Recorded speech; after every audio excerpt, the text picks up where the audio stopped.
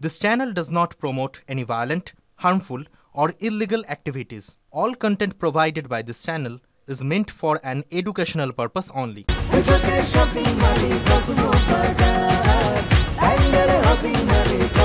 Cosmo বাজার পুজোর shopping two pandal hopping সঙ্গে রয়েছে দারুণ আকর্ষণীয় উপহার। দেখছেন টিভি9 বাংলা 11টা 11 নিয়ে আমি আত্রি আপনাদের সঙ্গে। ছাত্র খুনের অভিযোগে গ্রেফতার করা হয়েছে শিক্ষককে, কিন্তু রামপুরহাট স্কুল চত্বরের সামনে ব্যাপক উত্তেজনা। সেখানে বিক্ষোভ স্থানীয়দের। প্রধান শিক্ষককে হেনস্থা মারধর, পুলিশ গিয়ে তাকে উদ্ধার করে।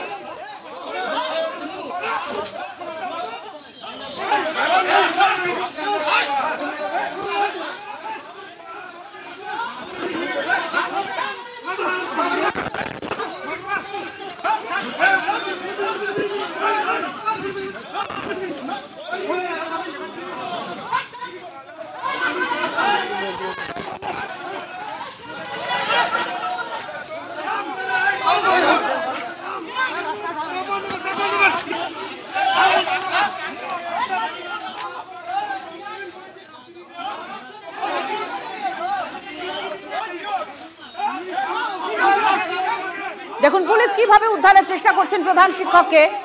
মূলত স্থানীয়দের অভিযোগ, প্রধান শিক্ষক সব জানতেন, আর এই অভিযোগকে সামনে রেখেই স্থানীয়রা তাকে হেনস্থা করে, মারধর করে। পুলিশ গিয়ে তাকে উদ্ধার করে, যদিও পুলিশের হাত থেকেও আবার ছিনিয়ে নেওয়ার চেষ্টা করেন বিক্ষোভকারীরা। স্থানীয় মানুষজন তারা অত্যন্ত ক্ষুব্ধ, রাস্তা অবরোধ শুরু করেছেন তারা।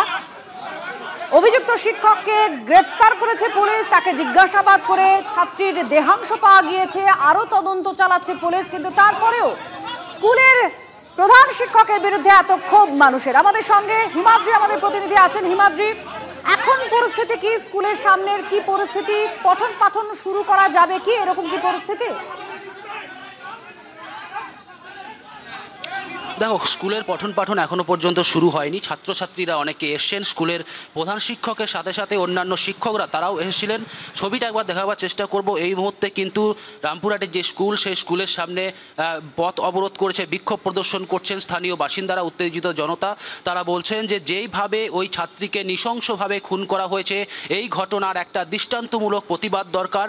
পাশাপাশি আজ যখন দেখলাম প্রধান শিক্ষক সহ অন্যান্য শিক্ষকরা যখন এসে পৌঁছালেন, তখন কিন্তু প্রধান শিক্ষকের ওপর ক্ষোভ উগরে দিলেন স্থানীয় বাসিন্দারা। প্রধান শিক্ষককে ঘিরে ব্যাপক বিক্ষোভ দেখায় স্থানীয় বাসিন্দারা। পরবর্তী ক্ষেত্রে প্রধান শিক্ষকের ওপর চড়াও হয় এবং পুলিশ যখন তাকে রিকভার করার চেষ্টা করে, তখন কিন্তু পুলিশের কাছ থেকে প্রধান শিক্ষককে ছিনিয়ে নিয়ে যাওয়ারও একটা চেষ্টা হয়। পুলিশের ভ্যানে তুলতে গেলে পুলিশের গাড়ি ভাঙচুরের চেষ্টা হয়। সব মিলিয়ে কিন্তু পরিস্থিতি একেবারে উত্তপ্ত হয়ে ওঠে সেই মুহূর্তে। এরপরে কিন্তু বিশাল পুলিশ বাহিনী, রামপুরহাট থানা থেকে বিশাল পুলিশ বাহিনী এসে পৌঁছেছে এবং পরিস্থিতি নিয়ন্ত্রণে আনার চেষ্টা করছে। কিন্তু এই মুহূর্তে কিন্তু পরিস্থিতি যে একেবারে নিয়ন্ত্রণে তা নয়। এই মুহূর্তে কিন্তু স্থানীয় বাসিন্দারা স্কুলের সামনে যে রাস্তা, সেই রাস্তা অবরোধ করে দিয়েছে। তারা বলছেন যে ওই প্রধান শিক্ষক সমস্ত বিষয়টা জানতেন এবং এই যে স্কুলে এই মাস্টারের চরিত্র খুবই খারাপ, এই বিষয়টা জানতেন প্রধান শিক্ষক। এই দাবি তারা তুলছেন এবং আরও ছবি দেখাবো, আরও কিন্তু অনেকেই আসছেন এই বিক্ষোভে সামিল হওয়ার জন্য। স্কুলের অভিভাবকরা, একজন অভিভাবকের সাথে কথা বলছিলাম, তারা বলছিলেন যে এই স্কুলে আমরা আমাদের ছাত্রছাত্রীদের পাঠাবো কি করে। সব মিলিয়ে তারা আতঙ্কে রয়েছেন এবং সে কারণেই কিন্তু আজ এই বিক্ষোভ। এবং তারপর যখন প্রধান শিক্ষক এলো, তখন প্রধান শিক্ষককে এইভাবে হেনস্থা করে হতে হলো এবং পুলিশের কাছ থেকে ছিনিয়ে যাওয়ার একটা চেষ্টা তৈরি হয়। এই মুহূর্তে তুমি আরো একবার ছবিটা দেখাবার চেষ্টা করবো। বিশাল পুলিশ বাহিনী সেখানে রয়েছে, মানুষজনের ক্ষোভ আছে এবং তারা ক্ষোভ প্রদর্শনও করছেন, রাস্তা অবরোধ করছেন। আপনারা দেখতে পাচ্ছেন পরপর গাড়ি দাঁড়িয়ে রয়েছে রামপুরহাট স্কুলের ঠিক সামনে। এই অবস্থা, আরো পুলিশ ফোর্স আনা হয়েছে পরিস্থিতি শান্ত করার জন্য, যাতে অবরোধ তোলা যায়। কিন্তু হিমাদ্রি, এখানকার যারা রাজনৈতিক দলের নেতারা রয়েছেন, সে তৃণমূল হোক বা বিজেপি, তাদের তরফ থেকে কিছু বলা হয়েছে? পরিস্থিতি এতটা উত্তপ্ত হয়ে গেল, তারা কি সাধারণ মানুষের সঙ্গে কথা বলেছেন কোনোভাবে?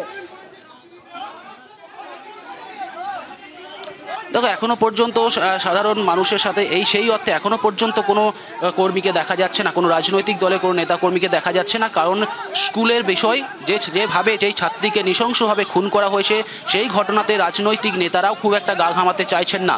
স্থানীয় বাসিন্দা যারা রয়েছেন তারাই ইতিমধ্যে এখানে এসে উপস্থিত হয়েছেন, অভিভাবকরা এসে উপস্থিত হয়েছেন।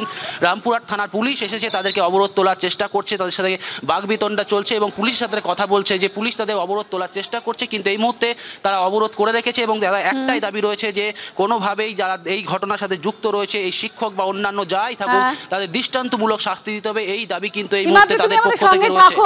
দৃষ্টান্তমূলক শাস্তির দাবি করছেন অভিভাবকরা, শুনুন তাদের দাবি। তো খুব বাজে লোক, মানে প্রচুর বাজে। আমরা তো এখন জানছি স্কুল কী করে পাঠাবো ছেলে মেয়েদেরকে কী করে পাঠাবো, কোন বিশ্বাসে পাঠাবো? শিক্ষক যদি এরকম হয়ে যায়, আগে এখান থেকে ছাত্ররা ওর উপরে কমপ্লেন দিয়েছিল। আগে একবার ওর বাড়িতে যেখানে থাকছিল সেখানে টিউশন পড়াতো,